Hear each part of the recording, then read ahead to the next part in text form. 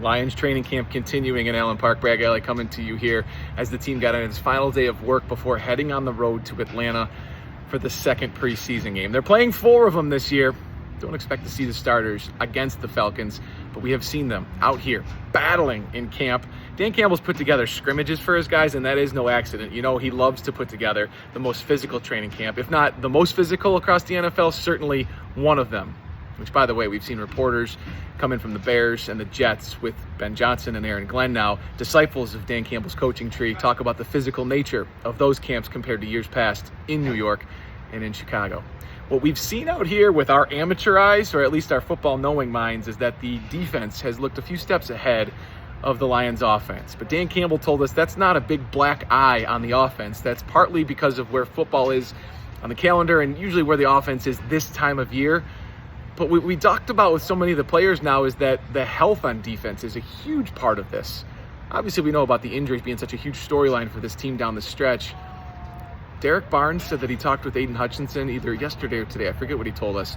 And they were having a conversation. And Aiden told Derek, just look around, man. How great is it to see 10 other guys around you, not just healthy and buzzing, but as good as this team is on defense. They have stars. They were borderline elite, if not one of the best defensive units for parts, if not all of that first chunk of the season before those injuries started adding up. And they believe on the back end that they can be that again, and they're proving it in practice. Turnovers, the name of the game. DJ Reader, Amik Robertson, so many of them have talked about that being a key part and focus of their training camp efforts, and they've proven it. They said once you get a few, they come in bunches. 1 turns into 2, turns into 4, and all of a sudden, this team can be one of the best teams at turning the ball over. It's been fun out here at camp, but I will also touch on this. Years past this time of year, we've got great storylines, right? Who's going to make the roster? Who looked good in the preseason?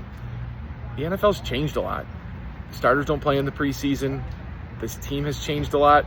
There aren't a lot of open roster spots. And so camp coverage has been a little bit interesting. There aren't a lot of sexy storylines because this team is really good. And the NFL preseason is different, yeah. But there's almost a vibe, not here, but I feel like from the fan base and so many people in this town to just kind of get ready for the regular season. These guys aren't there yet. They're continuing to put the work in, getting their new coordinators in place. And as you heard, the offense is still trying to work through a lot.